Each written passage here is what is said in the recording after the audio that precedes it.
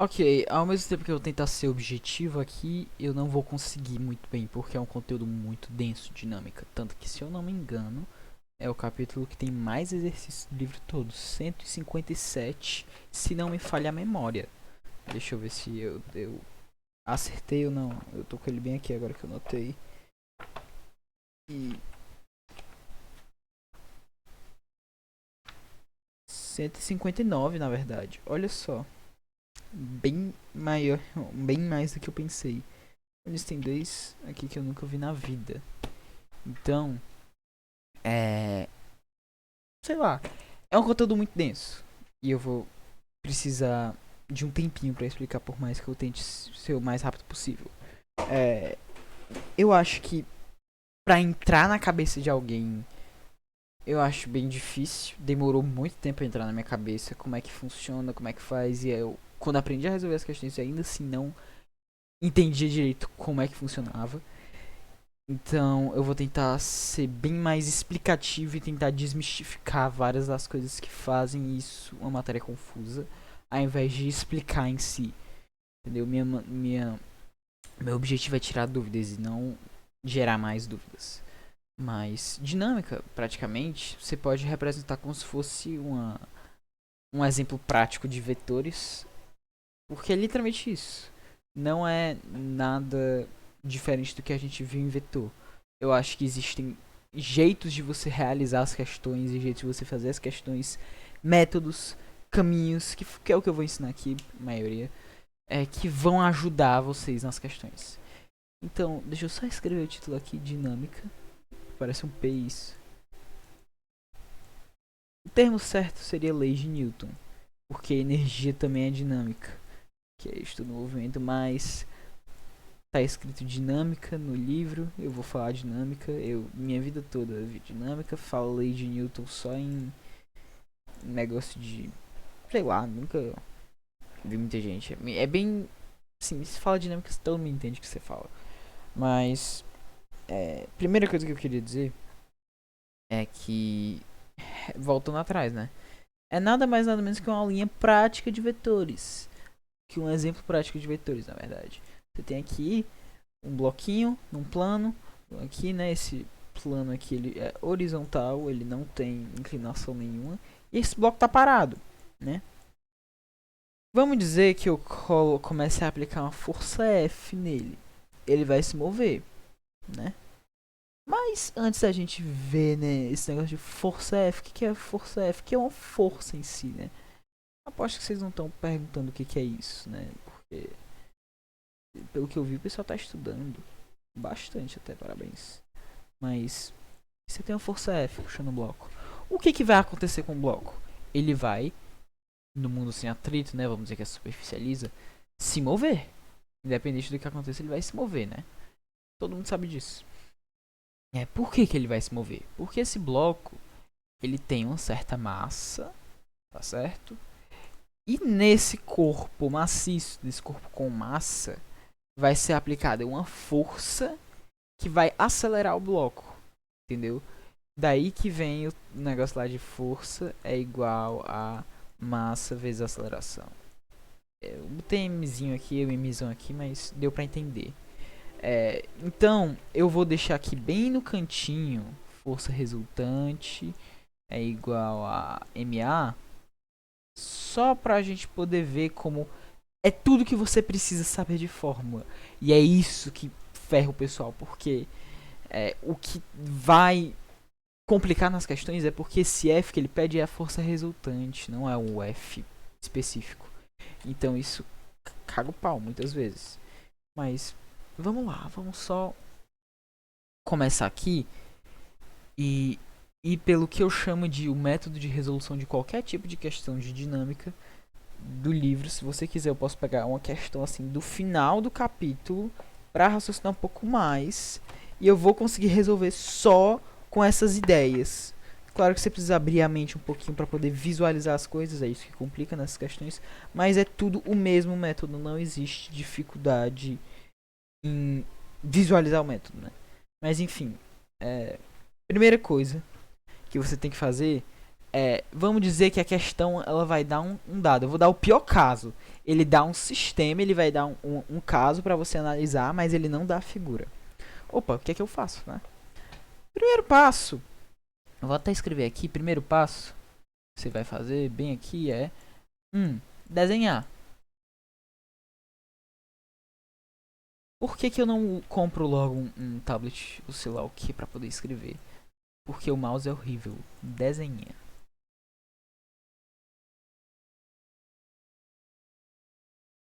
Pronto. Aí vamos dizer que ele tá falando sobre... o pessoal gosta de analisar pêndulo, mas eu acho que pêndulo complica um pouco. Mas sabe o que eu vou fazer? Eu vou analisar vamos dizer que é sei lá, eu esqueci a palavra, mas vamos dizer que é um abismo, pronto. É um abismo, tá certo? E nesse abismo a gente nota o seguinte: ah não, infelizmente um bloco vai cair, né? Ou sei lá o que. Eu tô viajando, eu não sei o que dizer, por isso que eu tô falando essas coisas. Mas peraí. Não, isso não vai ficar bom. Perdoe. Vai ter um bloco caindo de uma colina e ele vai ficar assim, vai ter uma polia que vai direcionar a força, que é isso que as polias fazem.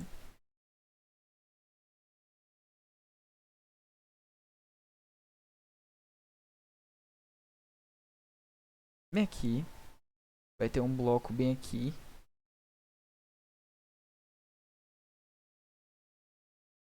E bem aqui vai ter outro bloquinho para poder também ser movimentado. Até onde eu sei, não vai cair atrito. Então, todos esses casos eu vou considerar sem atrito. Porque é mais fácil. Mas se for atrito, mesmo esquema. Não existe muita dificuldade a mais. Primeira coisa, desenha. Pronto, eu desenhei. É esse o sistema que a gente vai analisar. Vamos dizer que ele dá no enunciado, é pra você dar. Se ele já der desenhado, então pronto. Isso aqui já é um passo concluído. Segunda coisa, o que a gente tem que fazer? Representar as forças. Dinâmica trabalha com força. Tanto que a equação que eu escrevi lá foi que força é igual a massa vezes a aceleração. Sem as forças, a gente não pode calcular a força resultante. Então, a gente precisa achar as forças.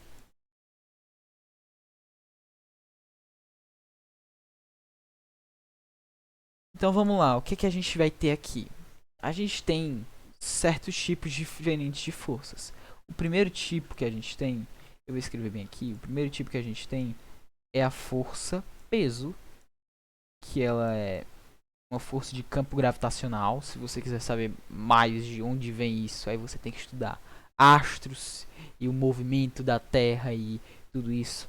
É uma viagem, mas resumindo, a Terra em certos pontos ela tem a aceleração da gravidade, e quando você tem um corpo de certa massa, sobre a ação desse campo gravitacional, ele vai ter uma força que vai sempre ser atraída para o centro da Terra.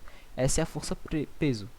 Nossa, até eu não entendi direito a minha explicação, mas é uma força de campo gravitacional que vai puxar o objeto para o centro da Terra, que vai puxar o objeto para baixo.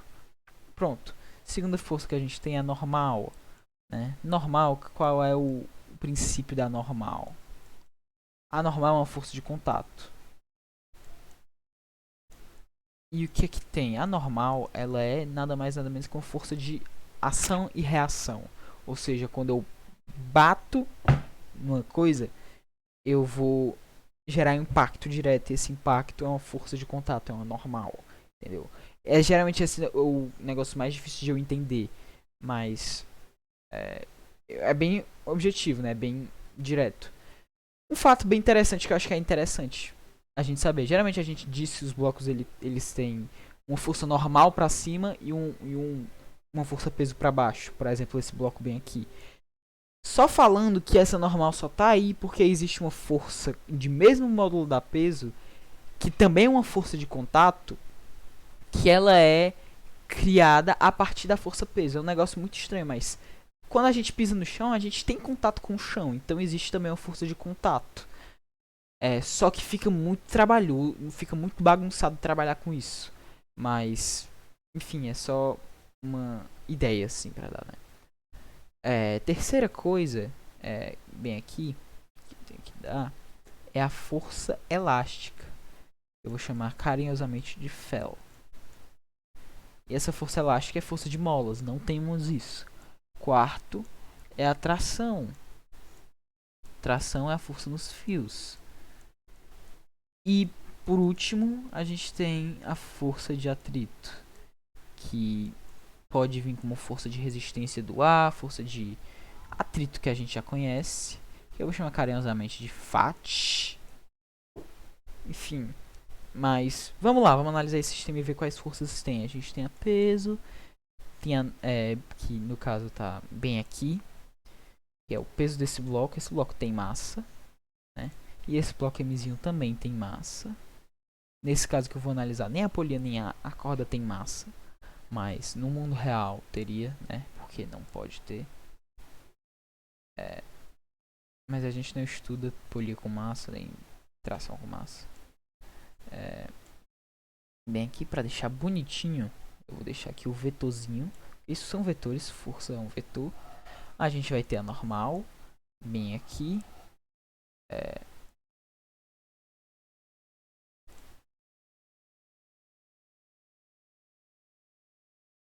E aí a gente vai ter o que? Fel?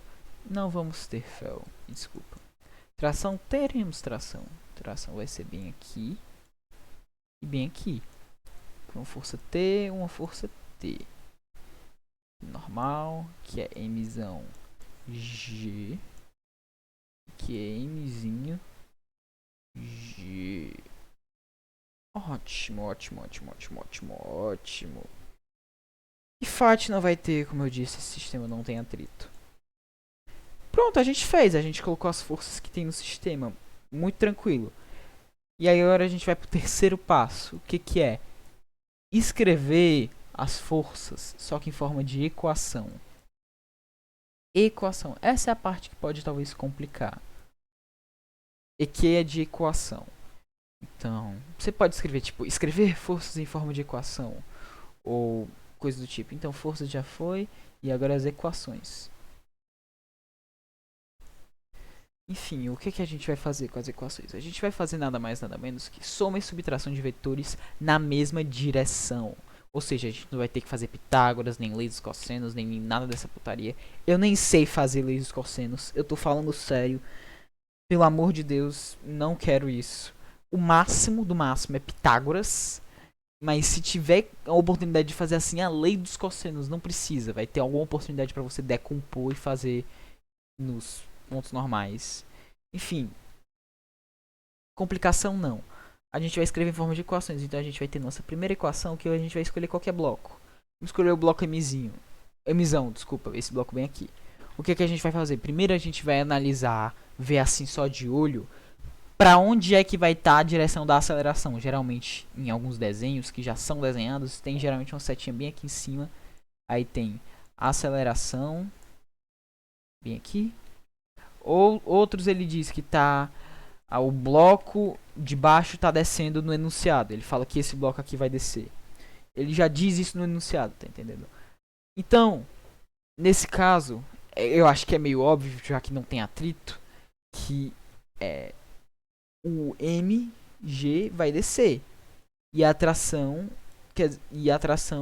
vai ser uma força menor do que a mg. Ah, mas como é que eu posso tirar isso de dedução? Só você ver que a única força que está atuando nessa direção aqui, nesse bloco, é a tração. Então, automaticamente esse bloco já vai ser puxado para cá. É uma regra. Já que não tem nenhuma outra força parando ele de ser puxado para cá, só de tração. Então, dessa forma, se isso aqui é um fio que está toda a vida estendido, então a única forma desse bloco estar vindo para cá é esse bloco descendo. Eles têm movimentos juntos, entendeu? Enfim. Vamos escrever aqui a equação do bloco Mzão. A gente tem a normal e a mg. Só que aí vamos pensar comigo, né? Ele vai sair do chão? Não, não vai sair do chão. Ele vai continuar indo nessa direção. Então o que é que a gente pode deduzir daí? a gente pode deduzir que a aceleração na vertical é zero. Por que não? Porque o bloco não vai se mover. Se o bloco não vai se mover, ele não vai acelerar, não vai ter velocidade. Então, a única maneira de isso acontecer é se a aceleração for zero. Então, se a gente for escrever as equações da vertical do bloco emissão, vamos lá. Vertical emissão. A gente vai ver que normal menos peso ou normal mais peso vai ser igual a massa vezes a aceleração. Só que aí a gente vê que a normal é igual ao peso, e como não tem aceleração, a gente vai cancelar esse A, por quê? Porque ele vai ser zero, e multiplicado com M vai ser zero. Então esse lado vai ser zero. O jeito desse lado ser zero é se o N for igual a P. E já que N é igual a P, e a gente está vendo num canto num eixo onde a aceleração não tem, é nula, então isso aqui a gente pode descartar. Vai de caso para caso, mas deu para entender. Então não precisamos escrever essa equação. Agora a equação da horizontal a gente precisa, do eixo horizontal a gente precisa. Como a aceleração toda está no eixo horizontal, desse bloco no caso, então a gente vai escrever que a tração, que é a única força atuando sobre esse bloco no eixo horizontal, ela vai ser igual a massa vezes a aceleração. Dessa mesma forma, vamos escrever agora a equação para o bloco de Mzinho. Aqui a gente vê o contrário, a gente vê ele acelerando para baixo. Como é que pode isso? É a polia. A polia está direcionando a força. É esse o princípio de polias, elas direcionam a força. Elas fazem ela ir para um lado e para o outro, e se por exemplo a gente tem uma força indo para cá, ela redireciona, agora tá para cá, entendeu? Então é muito conveniente, mas nesse caso a gente vai precisar queimar um pouquinho mais o cérebro para poder entender esse caso, né? Aqui é totalmente ok, esse bloco tá indo para baixo, tá bom? A aceleração dele tá para baixo, enquanto esse aqui tá pro lado, esse aqui vai estar para baixo. Então o que é que a gente vai fazer? Se ele tá para baixo, então tem alguma força puxando ele para baixo e a força resultante está para baixo. Então, dessa forma, qualquer outra força que tiver para cima, ela vai ser menor do que todas as forças para baixo. E, portanto, a força resultante vai ser para baixo. O que é que a gente pode fazer? Então, aqui, a gente faz o seguinte. O peso do bloco, no caso M vezes G, que é a forma do peso, ele vai ser a força que vai estar sendo para baixo, a única força atuando para baixo. Significa que ele é a força resultante? Não. Existe uma força de tração puxando ele para cima. E o que que acontece? Essa força de tração ela é oposto à direção. E lembra do que a gente aprendeu em vetores? Se a gente tem um vetorzinho F bem aqui, esse vetor é F. E a gente tem um outro vetor aqui, F também. Isso tá feio porque esse tá torto. Mas se a gente tem esse vetor F bem aqui, F vetorial, o menos F vetorial, no caso o vetor negativo, ele só muda o sentido. Então o que a gente pode dizer? A gente pode dizer que esse vetor aqui, menos F, ele está contra a aceleração, ele está desacelerando. Então o que a gente pode escrever na equação? Opa, desculpa, eu apaguei aqui. M G menos a tração, que a tração no sentido oposto é igual a mzinho vezes a aceleração.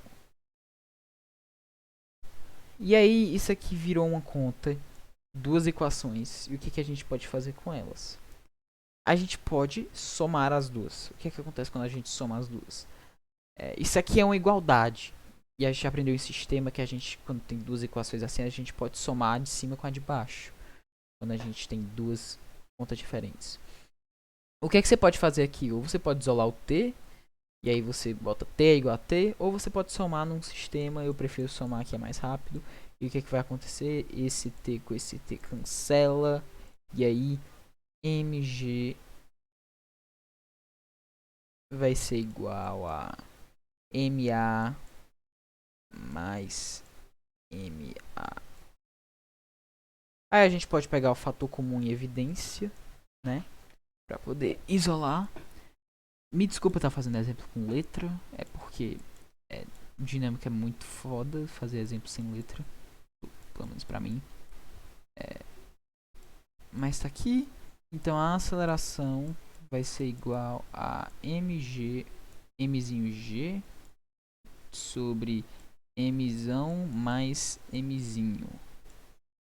Eu pulei uma etapa, mas a gente já escreveu as equações, né? Bem aqui. Então, a gente escreveu as equações e essas equações elas vão servir para a gente poder seguir e achar a quarta coisa, que vai ser a aceleração. Independente se o sistema esteja pedindo tração ou coisa do tipo, a gente vai achar a aceleração.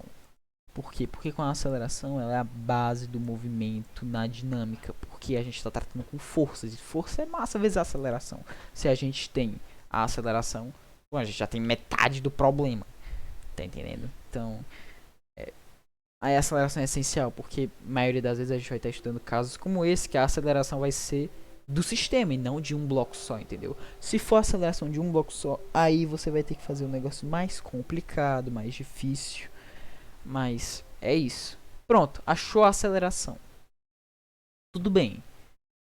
Quando você acha a aceleração, pode ser o que o problema tá pedindo, pode ser a base do que o problema vai pedir, vai que ele tá pedindo a tração. Bom, você só pega, você tem a massa mzão e você tem, pronto, você tem a massa mzão e você tem a aceleração já descoberta. Então você pode substituir aqui e achar a tração. Simples assim, simples assim. Eu cancelei aqui, mas foi na soma do sistema. Eu posso isolar cada uma dessas equações e ter uma resposta também, entendeu? Então, é basicamente isso. Aí, a partir da aceleração, a gente pode chegar no quinto passo, que é resolver para outros valores, dependendo do que a questão pedir. Outros valores. Eu fiz um vídeo todo dando outros exemplos de dinâmica, usando essa ideia do sistema, essa ideia e tudo mais.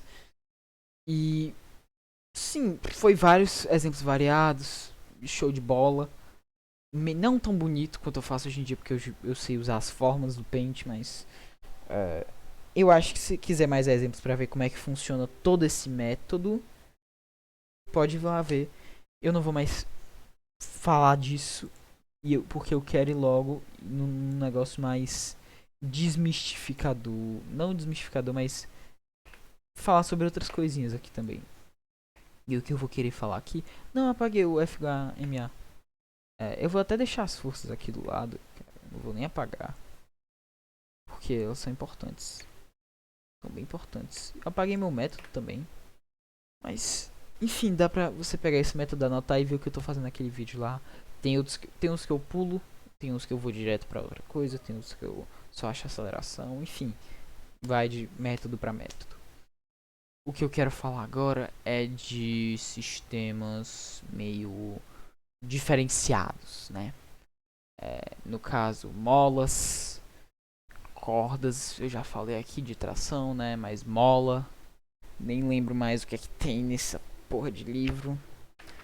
Tem até pêndulo nisso. Eu vou falar de pêndulo num extra. Só fica quem tiver muito inseguro e se for cair alguma coisa assim na prova não fala, mas no livro tem falando de pêndulo, resistência do ar, coisa do tipo. Enfim, o que eu vou falar agora é de molas, porque molas são um tópico importante pra gente poder falar aqui, né? Enfim, mola tem todo um negocinho aqui do livro que é o Ampliando o Olhar, que ele fala sobre fórmulas para usar para associação de molas. Mas eu não quero falar disso, eu quero explicar pra vocês como é que resolve essa coisa. Enfim, vamos lá. Molas, elas funcionam desse jeito. Elas têm aqui uma superfície fixa, vamos dizer. Porque se for uma superfície variável nos dois lados, aí fica foda. Aí a gente vai ter aqui. Perdoe-me, eu não vou conseguir deixar mais bonito do que isso. E aí que a gente vai ter uma plataforma móvel. Então vai ficar bonitinho, bem aqui. Vai ser móvel isso. E o que a gente analisa molas, a gente vê como? A gente vê primeiro o K, que é a constante da mola, que cada mola vai ter uma constante elástica. A gente vê também a posição de repouso, no caso, x0. E a gente vê também a deformação, chamada de ΔX. Que o ΔX vai ser nada mais nada menos do que o x que eu tô agora, menos o x inicial. Entendeu? Ou seja, o tamanho da mola em um certo ponto e menos o tamanho inicial na bola vai ser a deformação dela. Se a deformação ela for negativa, nesse caso a deformação for menor do que zero, significa que a mola está comprimida. Desculpa, tá ruim. Se o ΔX ele for igual a zero, significa que ela está em repouso ou ela está relaxada. Repouso. Vocês anotam isso. E ΔX ele é maior do que zero, significa que a mola ela está estendida. Ou seja, estendida. Significa que alguém abriu a mola, entendeu? Então é basicamente isso, se você quiser olhar do ponto de vista vetorial, esses sinaizinhos, né? Se ele der uma deformação de menos 5 e ele não especificar o lado, menos 5 vai ser provavelmente porque ela está comprimida. Se ele der uma deformação de 5, significa que a mola provavelmente está estendida. Mas aí se ele der 5 e dizer que é 5, o ΔX é 5 comprimido, a mola está comprimida 5 centímetros, aí você tem que ver, né? Sinal ou coisa do tipo é só um mais pra quem quiser ver por que o sinal é assim ou não. Mas se você tem seu método já de fazer, não precisa se preocupar com o sinal, a não ser desse pequeno detalhe, né? Pronto. É basicamente isso que você vê em mola. Mas o que se a gente estiver falando, por exemplo, de uma mola que está presa aqui num teto e ela tá bem aqui. Eu queria que tivesse um negocinho pra deixar bonitinho molas, sabe? Mas não tem, então vou ter que fazer aqui desse jeito. Olha aí, não ficou ruim, ó. É só ter paciência.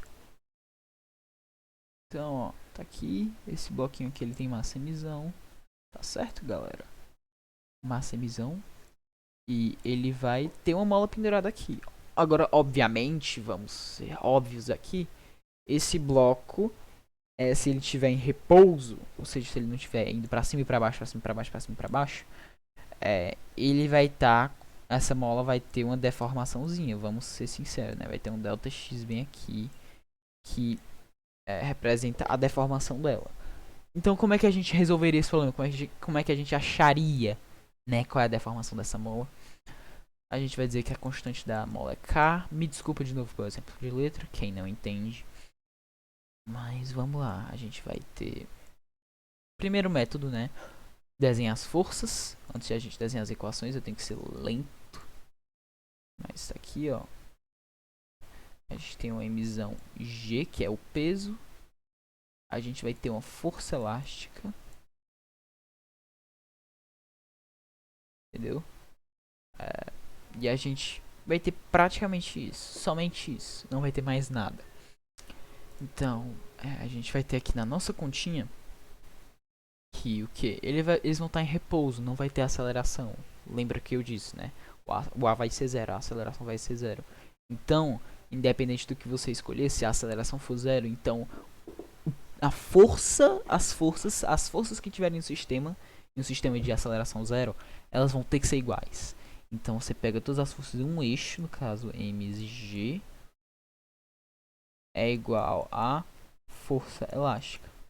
Uma coisa que eu esqueci de falar da força elástica é a força elástica, ela é representada pela fórmula seguinte. Se você quiser calcular a força que uma mola exerce na hora, você vai ter que fazer assim: constante elástica da mola vezes a deformação, no caso ΔX. Essa fórmula também é importante. Sim, é uma das pouquíssimas que tem, né, do movimento, porque da dinâmica, porque dinâmica não é conhecida por ter muita fórmula, conhecida por ter F igual a ma, força elástica e só isso. Ai, ai, ai, e peso, né? Peso. Que por sinal é bom eu botar aqui também. Que eu esqueci de botar aqui pra vocês. Que eu vim falando aqui o vídeo todo que era peso é igual a mg. Mas de qualquer forma é bom deixar claro. É porque eu gosto de ser claro. Eu gosto de ser entendido. Essa força, já que a gente sabe que a força elástica é igual a K delta X, então a gente pode dizer que 2 não, mas a gente pode desenvolver isso aqui e dizer que mg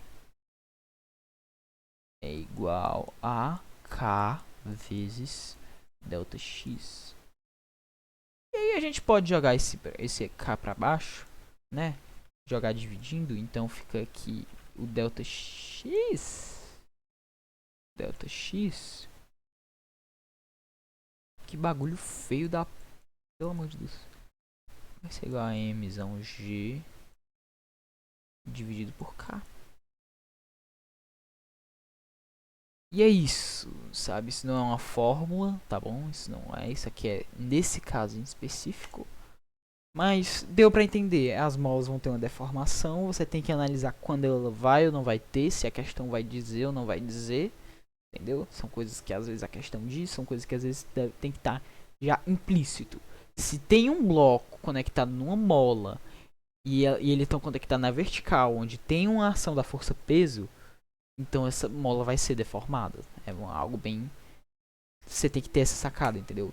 E é o que dificulta nas questões de dinâmica, que é você ter essa sacada. Porque se você for olhar questões mais difíceis, realmente não tem muita complicação em conta, em cálculo, entendeu? O que vai mudar vai ser que são sistemas muito maiores, são sistemas que tem um truque a menos ou a mais, são questões que talvez interceptam outros conteúdos e coisas do tipo. E é basicamente isso que eu queria dizer. Foi 32 minutos, foi muita coisa. Mas agora, quem tiver já tranquilo, pode sair. Na verdade eu vou dividir em outro vídeo a parte de pêndulos e força de resistência, porque sim, sabe? Eu quero falar sobre isso, tem no livro. Não entendi porque tem no livro. Então vou falar sobre esse negócio. Provavelmente não vai cair na prova de vocês. Na verdade eu vou considerar se falo ou não, mas... Fazer o que? Eu vou ver.